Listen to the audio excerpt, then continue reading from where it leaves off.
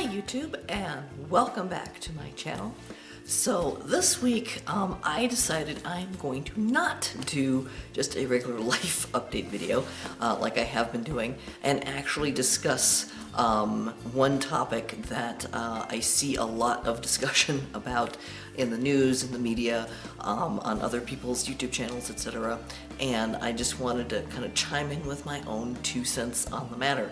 And it's the whole bathroom situation when it comes to transgender people, especially when it comes to places that are starting to incorporate more unisex bathrooms, and there's been outrage against people who people are like, oh no, I don't want my children going into a unisex bathroom and all this stuff, and then I don't want, what if a molester wants to, throw a dress and a wig on and say, I feel like a woman, just so they can go molest your wives and kids in the bathroom and stuff. That particular angle of it has been discussed a lot. I think it has been proven time and again that it's completely ridiculous. There have been numerous cases of actual men dressed as men going into women's bathrooms and molesting women. They don't even bother trying to dress as women. They just go into the bathroom and, and do bad things to people. And so this whole bathroom thing doesn't really deter people who are molesters and abusers and pedophiles and rapists from just going into the women's bathroom and just grabbing somebody and doing bad things with them. So there's that argument. But one thing which I think I don't see discussed very often, or one angle that I think a lot of people seem to just not think about as often. So when people talk about, when these states are putting up these bills that you have to go to the bathroom that matches your sex, not your gender, but your sex assigned at birth. Like, you were born with a vagina, so you have to go to the ladies' room, and if you were born with a penis, you have to go to the men's room, period. That is some people's very narrow-minded view of how bathrooms are supposed to work. And their argument, like I said, was that, if we allow transgender people to use the bathroom that they identify with, then what's to stop any man from putting a dress on and going into the women's room? Well, apparently it doesn't stop men, whether they're wearing a dress or not, from going in the girls' room to, to do things. So that's kind of, a spurious, I think it's a spurious argument. I think that's the right word for it. But think about this. When they pass these laws, they're passing the laws with the thought of, we want to keep people who are born with a penis out of the women's room. That is the entire impetus. That is the focus of the law. And I know transgender women are the most, out of all of the LGBTQ community, the ones that get the most violence, murders, etc., especially trans women of color. They have one of the highest murder rates in the United States right now, and it's horribly tragic, that and so much focus is on transgender women. But then what about us, the transgender, trans masculine community? I'm gender queer. I'm not necessarily I don't identify as a transgender man. I am becoming more masculine, and I will probably present as male eventually as my testosterone keeps going, but I do still retain some feminine traits and stuff, and so I definitely lean more masculine than feminine, and that's just me. And eventually I'll have facial hair and all that kind of stuff. But can you imagine, so take a state where they have these bathroom laws where, you have to go based on what you were born with, which bathroom you go to in the public. And okay, fine, it will keep a transgender woman out of the women's bathroom, but you want to keep men out of the women's bathroom. Well, what about transgender men? Okay, yes, we have a vagina, but do you actually want someone to go into the women's room who looks like a man? And I'm gonna put up some photos right here of some of the trans folks that are on YouTube that I watch. There's Jamie Raines, there's Ty Turner, and a whole bunch of others. And you look at them, and look, they are men. If you just look at their faces, if you did not know they were trans, and these guys are all out as trans people, they're very vocal trans men in the community.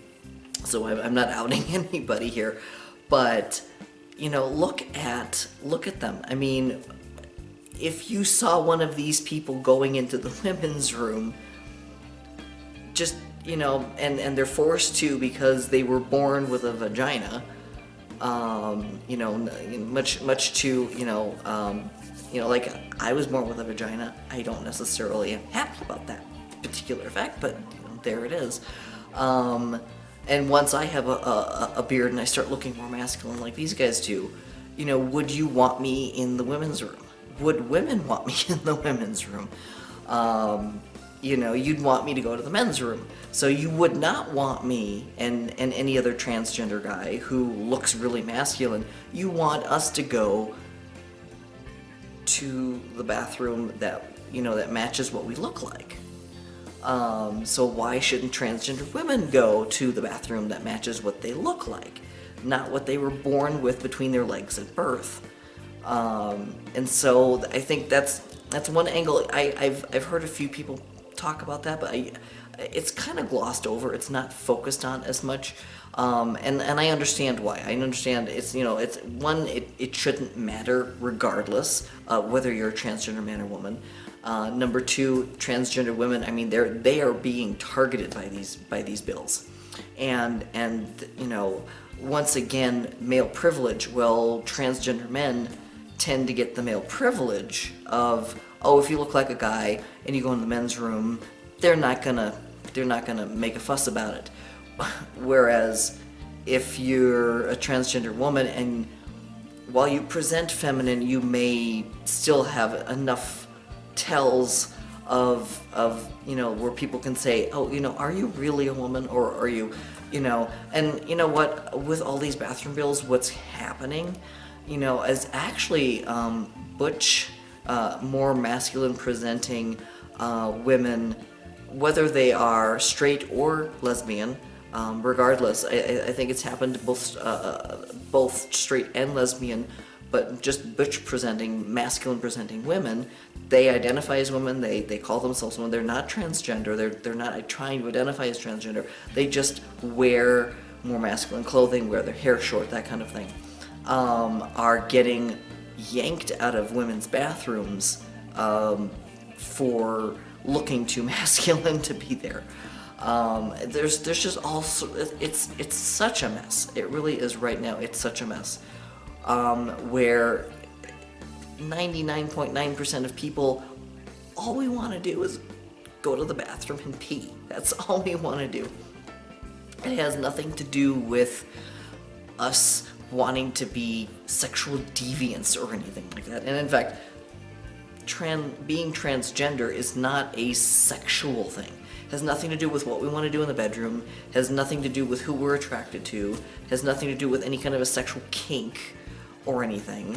I think there's definitely a lot of confusion between transgender people, especially transgender women, and people who are cross-dressers.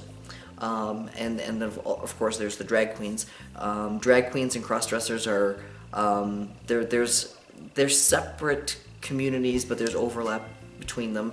But, and some of them are gay, some of them are straight, but they are basically cisgender men, men who are born with male genitalia and identify as men, that happen to enjoy dressing in women's clothing. They are not transgender. They don't want to change their gender. They don't identify as the other gender, or other. Saying other gender is I know now a problematic term, because there are so many intersex genders as well, and that's, Unfortunately, that muddies the water a little bit. So if I misspeak and say the other gender, it's just I'm trying to focus on this whole bathroom thing, and right now we have two. We have men and women. And it's one of the reasons why I think the unisex bathrooms are so important. Not only because there aren't just two genders, like some people say. There's only XX and XY. No, there isn't. There's at least 17 flavors of intersex, and there's millions of people who are born intersex. Okay, do your research, look it up, and don't just look at conservative news sources that try to debunk this stuff. I know there's people who are born XXY, born XYY, just in terms of chromosome mixes. And then there's a whole bunch of other flavors of different things that can happen with your body where you could be male, but your testes are inside the body where the ovaries normally are. There's that type of intersex, and there's just so many different, I don't know the names and everything of all of them. It's not an area that I've focused a lot of my attention on, but enough to know that there are, at least when I counted the list the last time, there were about 17 identified types of intersex. And so, and even though they're a small part of the population, out of billions of people in the world, there's still millions of people who are born this way. And so that's genetic. That's their body. That's not even their identification. So that's a whole nother ball of wax. So that's why, like I say, unisex bathrooms are becoming so important, because we're starting to recognize that there are a lot of people out there who aren't necessarily male or female, or maybe they're born identified as they're labeled male, but they actually identify as female. That kind of thing there's a lot of overlap between intersex and transgender. There's not, there is and there isn't. It depends a lot on how intersex people, when they're born, how they were treated as infants. Were they given corrective surgery or not? In which case, do they have to go and uncorrect it later because their parents chose the wrong way to go for them? And so it's a complicated issue. It really is. I mean, you'd think, public bathrooms, the need to go and pee, it shouldn't be this complicated. And to be perfectly honest, it really shouldn't. People should just be allowed to go to the bathroom and use the bathroom that they feel the most comfortable in. And that's where, being able to go to a unisex bathroom where you don't have to make a choice is really important. I mean, as most of my regular viewers know, I am transitioning female to male. I consider myself a transmasculine, genderqueer person, and I'm becoming more masculine. I don't necessarily consider myself a transgender man, but that's a whole nother discussion and everything. But that's just how I personally identify. But eventually, I'm going to come to a point, because right now, when people see my face, I still get identified as a woman, regardless of how butch I'm dressed and how short my hair is, and the fact that my voice is getting deeper. Maybe they think I smoke a lot, I don't know, but they always address me as ma'am still, and so I'm still not presenting, I am trying to present masculine, but looking at my face, it's still not enough for most people. And so for right now, I'm still, and for me, it's not because I'm not identifying completely as a man. I don't really care which bathroom I use. It's not a dysphoria issue for me to use the women's bathroom. And so I still use the women's bathroom, just because I know when people look at me that if I try to go to the men's room, I get weird looks, and they'd be like, "Ma'am, are you sure you're in the right place?" So just to avoid that. Plus, I've heard horror stories about men's rooms, about their cleanliness levels, and like sitting on the seat might be an issue. So I'm gonna keep going to the women's room for now. But to be perfectly honest, for someone like me, if I can find a unisex bathroom that's perfect for me. I don't have to worry about whether I'm the right gender or the wrong gender, or if people look at me and see male or see female or whatever. I can just go in there and it's fine. And so, and increasingly I've been having, some discomfort of going to the bathroom, not because I'm afraid of, or not afraid, but not because I don't feel comfortable using the women's room, but I am starting to get a little bit on the cusp where I've had a couple of people look at me funny in the women's room now, and so it's starting to become like, I think most people still see me as female, but at the same time I think people are kind of looking twice, because from the back and everything, especially if I'm wearing a big heavy winter coat and it covers all of my curves and everything that haven't quite redistributed on my body and stuff, that I do look more male from the back now. So there's things like that, and so it's an interesting issue. I mean, thankfully I live in a state where we're a blue state. It's fairly liberal out here, so I don't necessarily have to worry too much about, there's not going to be a bathroom bill here, and keeping me out of whichever bathroom I feel most comfortable in. More and more businesses locally are putting in unisex bathrooms, which is great. Not everywhere, but they're cropping up more and more frequently now, which I'm applauding, and everything. But just going back to my main point is, one, transgender women who are going to the bathroom are there to go to the bathroom. They're there because they want to pee, not because they want to try and molest your wife or daughter. Okay, number one. Number two, if you look at a transgender man, like if you pass this law, you're forcing transgender men into the women's room. So therefore, your whole argument of, well, we want to keep men out of the women's room, well, you're forcing people who look like men to go to the women's room. That, does that make any sense? Or are people going to start getting really specific about their bills and saying, well, only people who are born with penises, who wear dresses, can have to stay out of the women's room? Like, are people going to get that nitty-gritty with the laws and everything? And then giving transgender men or transmasculine people like myself, are you going to give us male privilege and say, well, you don't count because you look like a guy, so who cares? It just let people go to the bathroom where they feel comfortable with. If someone is doing something bad, regardless of how they're dressed, and most of the time they're still dressed as guys anyway, then you know what, they need to be arrested and have their asses hauled to jail because they are doing something bad. Molesting, raping, non-consensual touching of any kind of people, and if you're doing this and you're not supposed to, it shouldn't, passing these damn laws isn't going to stop this from happening. And these people need to be prosecuted, regardless of how they present or dress or whatever. And it really has nothing to do with that. It's just showing people's kind of ignorance over what it means to be transgender, and how, and people's discomfort because they don't want to learn to understand transgender people. I'm not saying this is about everybody, I'm just talking about the people who are, trying to push for these damn laws because, Alright, so that is my little rant about transgender people in bathrooms, because, come on.